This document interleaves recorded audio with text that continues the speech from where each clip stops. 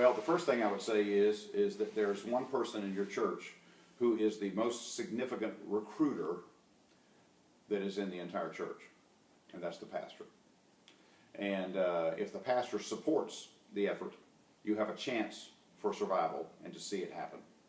And I've never been in a church where I didn't see that would be true. I guess it's possible, but I've not ever been in a church setting that without the pastor's support, that wouldn't happen. And I think, frankly, it's true of any program in the church anywhere. Sure. If the pastor doesn't support it, it's going to have a tough time making it. So first thing is getting the pastor's support and having the pastor verbally support it from the pulpit. And by beginning the process of saying, you know what, we're going to begin an instrumental ensemble or an orchestra here in our church here, and our minister of music is going to be leading this, and starting this Sunday afternoon at 3 o'clock, we're going to have a first meeting of people who are interested in playing in this ensemble. Whatever the date is or the time, it doesn't matter, but the pastor significantly supports it. And I'll tell you something a pastor can say to, especially in the United States. It's not true in every country, but especially in the United States, because of the music education program that we have the legacy of here in the United States. A pastor can say, I'll bet there's some of you out here who played your instruments in high school, and you need to get those instruments out again and come see us on this coming, whatever the Sunday date is.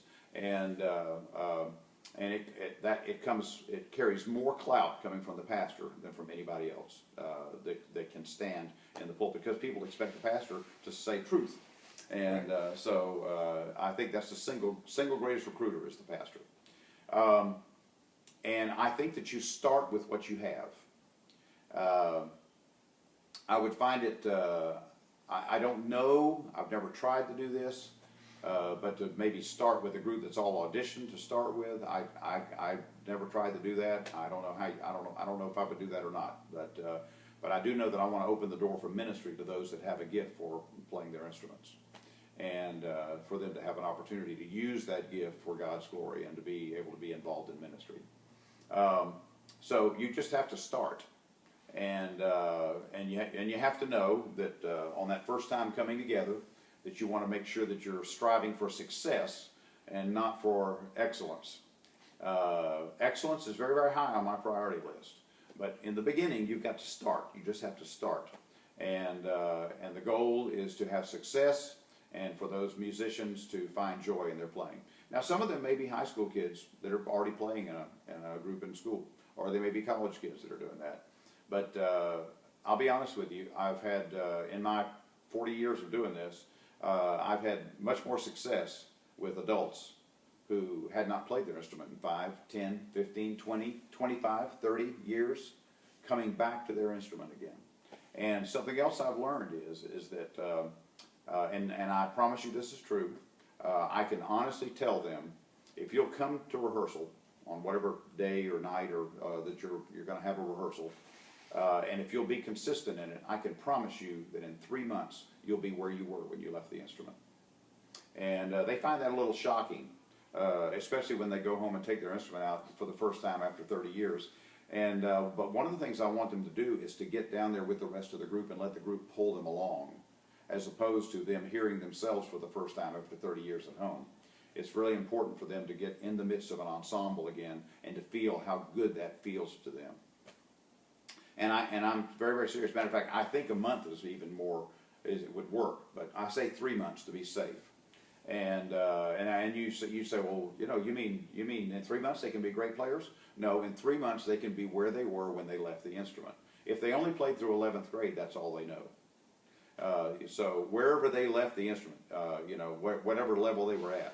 But I have yet to see an adult player who left their instrument for any period of years that they didn't, not only did they reach that level in 3 months, but they surpassed it and kept continuing to improve. So that's a huge thing. And then the growth process of the group, some of it becomes word of mouth from these players who are playing again, and they find somebody in their Sunday school class or somebody at work that mentions that they played a clarinet in high school, and they invite them to come and sit in on rehearsal. We don't put any pressure on anybody. I believe in that. I believe in getting people into a rehearsal setting for 2 or 3 weeks at least, to start with, and let them begin to get comfortable again before we go beyond that in terms of them playing in the services. But that's a good beginning for a group. Now, there's one other thing, by the way, too, and that is that once you have something established where your program has begun and has maybe existed for a couple of years, and you want to continue to see it grow, there's an event a number of my friends have done in the past, and I just did the first one in my ministry last year. And some people call it Come Blow Your Horn, some people call it the All-Church Orchestra, and I like the All-Church Orchestra idea because it didn't eliminate anybody that didn't blow a horn. It didn't eliminate strings or anything, or percussion. And that was where we made an invitation to the church. Anyone in the congregation that's ever played an instrument, just one time, we want to invite you to come back this coming Sunday afternoon for a rehearsal. Be here on Wednesday night for rehearsal, and the following Sunday we're going to all play together with our regular group plus anyone else that came to play and sit in the service. No other demands on them, not anything that's necessarily going to continue, but just an opportunity that one time for them to play again and to do that. Well, the thing is that once you do that, inevitably there will be 1, 2, or 3 of those people that'll say, wow, I'd forgotten how much fun this is. I want to continue to do this. And that's exactly what happened with us. We had 15 people outside of our group come to sit in and play with us, including our pastor, by the way, who played timpani. And we had three people that said, I want to continue to do this if I can. And they're still playing in the group today. So that's something you can do every year, every other year or something, and that's a great recruiting tool. And then other things would be like going out into the schools, meeting the band directors or orchestra directors, and encouraging them to allow their students to come and play at your church.